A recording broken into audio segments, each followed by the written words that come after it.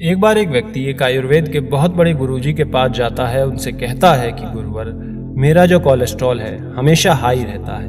मैं अपनी इस दिक्कत से बहुत परेशान हूँ। मैं इसके लिए शहर शहर इलाज करवा चुका हूँ, लेकिन मैंने सुना है कि आप खान पान से ही सही तरीके से किसी तरह से इस बीमारी को ठीक कर देते हैं। कृपया करके मुझे भी ऐसा बताएं, इस बीमारी को ठीक करने का उपाय बताएं, तरीका बताएं, जिससे मेरा कोलेस्ट्रॉल है वो कंट्रोल हो सके। गुरुजी उस व्यक्ति की बात को सुनकर कहते हैं कि ये सच है कि हमारा स्वास्थ्य हमारे खान पान पर निर्भर करता है। अगर हम सही चीज़ें खाते हैं तो हमेशा स्वस्थ रह सकते हैं। आज मैं तुम्हें 7 ऐसे फल बताऊंगा जो ना सिर्फ आपके हाई कोलेस्ट्रॉल को कम करेंगे, बल्कि आपके दिलों में जो बंद हुई नसें हैं उनको खोल देंगे, दिल को स्ट्रांग बनाने में मदद करेंगे। आप इन सभी फ्रूट्स को आसानी से अपनी डाइट में शामिल कर सकते हैं और इसकी मदद से अपने हाई कोलेस्ट्रॉल को कम कर सकते हैं। अब तुम मेरी बातों को ध्यान से सुनना। उससे पहले छोटी सी रिक्वेस्ट, चैनल पर पहली बार आए हैं तो सब्सक्राइब कर लें, वीडियो को लाइक कर दें और कमेंट में लिखें नमो बुद्धाय। और अगर आपको कोई भी समस्या है तो वो भी आप लिख दीजिए। अगर उसका समाधान हमें पता होगा तो आपके रिप्लाई में हम जरूर बता देंगे। फिर गुरुजी उस युवक और सभा में बैठे सभी लोगों को बताते हुए कहते हैं कि बच्चों, सबसे पहले हम बात करते हैं आज के पीले फ्रूट्स की, जो कि है केला। बच्चों, केला ना सिर्फ आपको खाने में पसंद आता है, बल्कि ये हमारे दिल के लिए बहुत अच्छा होता है। केले में पोटेशियम बहुत ज़्यादा होता है जो आपके ब्लड प्रेशर को कंट्रोल करने में मदद करता है। ये एक नेचुरल फैट डाइलेटर होता है जो आर्टरीज को रिलैक्स करके ब्लड के फ्लो को इम्प्रूव करता है। इसके अलावा केले में सोल्यूबल फाइबर भी होता है जो कि एलडीएल कोलेस्ट्रॉल यानी कि बैड कोलेस्ट्रॉल कहलाता है, जो ये आपकी नसों में जो जम जाता है उसको कम करने में आपकी मदद करता है। वैसे तो केला सभी लोगों के लिए ठीक होता है, लेकिन अगर आप डायबिटिक पेशेंट हैं या आपका ब्लड शुगर बढ़ जाता है तो आप कंट्रोल कर रहे हैं या फिर आपने वजन कम करना है, तो ऐसे में आपको मॉडरेशन में ही इसे खाना चाहिए, क्योंकि इसके अंदर नेचुरल शुगर ज़्यादा होती है जो कि आपके ब्लड शुगर को स्पाइक कर सकती है। साथ ही साथ आपको ज़्यादा पका हुआ केले से भी परहेज करना चाहिए, क्योंकि इसके अंदर जो शुगर कंटेंट है वो और भी ज़्यादा होता है। केला खाने का जो सही समय है वो है सुबह का समय। इसे आप नाश्ते में खा सकते हैं या फिर ओट्स में या फिर स्मूदी बनाकर भी या फिर दही के साथ भी आप खा सकते हैं। वहीं अगर आप जिम करते हैं या फिर रेगुलर एक्सरसाइज करते हैं तो ऐसे में प्री वर्कआउट स्नैक के रूप में भी आप इसे खा सकते हैं। ऐसा करने से आपको आपके हेल्थ बेनिफिट्स भी मिलते हैं, साथ ही आपको एक्सरसाइज करने के लिए एनर्जी भी मिलती है। रोजाना आप 1 या 2 केले खा सकते हैं, लेकिन डायबिटीज के मरीज हैं तो इसे खाने से पहले डॉक्टर्स की सलाह जरूर लें।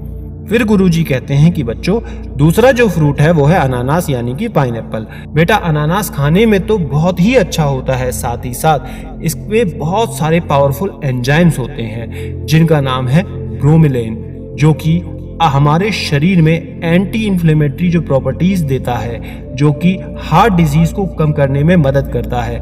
ब्रोमेलैन खून के थक्के जो हैं जमने को उनको रोकता है, जिससे कि हार्ट में ब्लॉकेज होने का जो रिस्क है वो बहुत कम हो जाता है। साथ ही साथ अनानास के अंदर विटामिन सी भी बहुत प्रचुर मात्रा में होता है, जो कि पावरफुल एंटीऑक्सीडेंट होता है, जो कि ऑक्सीडेटिव स्ट्रेस को कम करने में मदद करता है, जिससे हमारा दिल जो है वो हेल्दी बना रहता है। इसके अलावा अनानास में फाइबर भी प्रचुर मात्रा में होता है, जो कि कोलेस्ट्रॉल को कम करने में मदद करता है।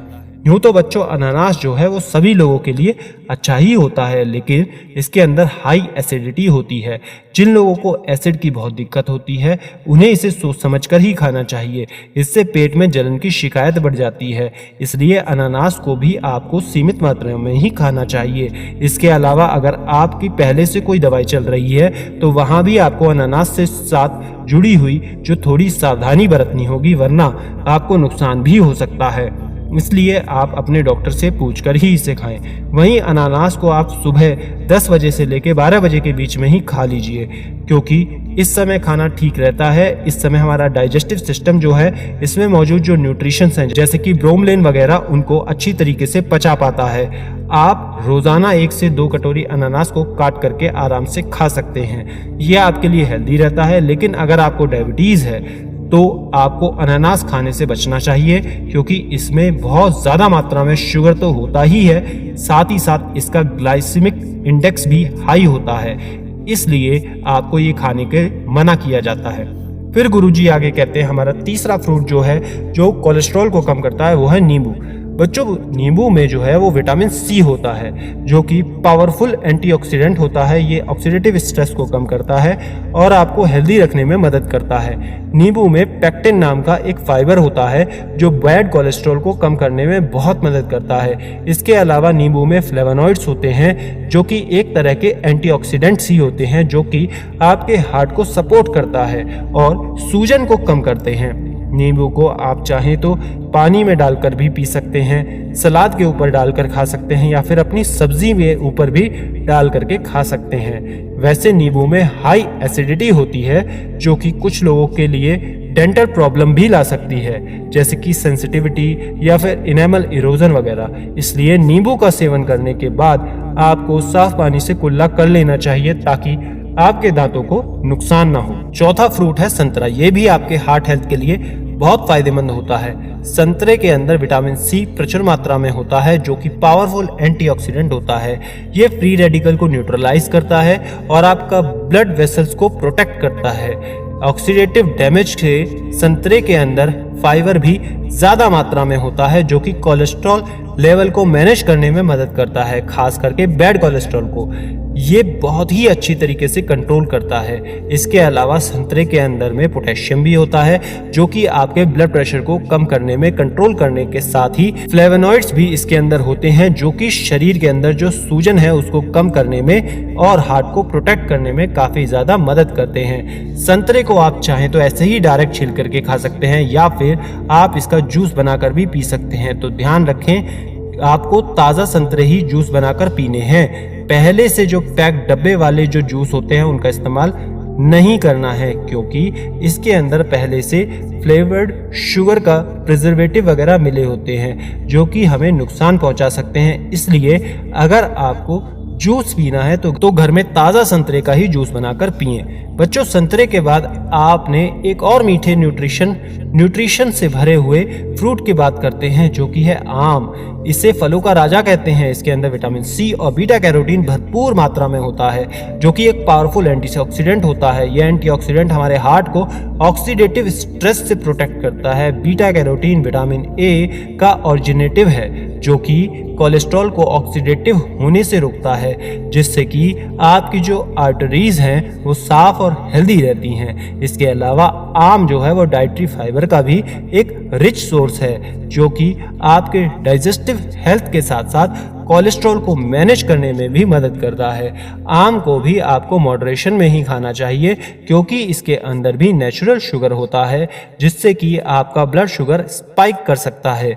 एक दिन में 1 से 2 आम आप आराम से खा सकते हैं, लेकिन अगर आप डायबिटीज़ के पेशेंट हैं तो ऐसे में आपको आम के साथ में कोई प्रोटीन से भरी हुई चीज़ जैसे कि बादाम, पनीर, मूंगफली भी खा सकते हैं। यह आपके शुगर को तेज़ी से बढ़ने से रोक सकता है। इसलिए अगर आपको डायबिटीज़ है तो आम खाते समय आप प्रोटीन वाली चीज़ें भी ज़रूर खाएं। हमारा जो अगला फ्रूट है वो है पपीता। बच्चों, जो पपीता है वो भी हार्ट की हेल्थ के लिए बहुत अच्छा होता है। इसके अंदर विटामिन सी होता है, ई होता है, प्रचुर मात्रा में होता है जो कि पावरफुल एंटीऑक्सीडेंट है जो कि ऑक्सीडेटिव स्ट्रेस को कम करता है, आपके हार्ट को फ्री रेडिकल से प्रोटेक्ट करता है। इसके अलावा इसके जो पपीते में है वो बीटा कैरोटीन भी होता है जो कि विटामिन ए का एक फॉर्म होता है। हमारे दिल की सेहत के लिए काफ़ी फायदेमंद होता है।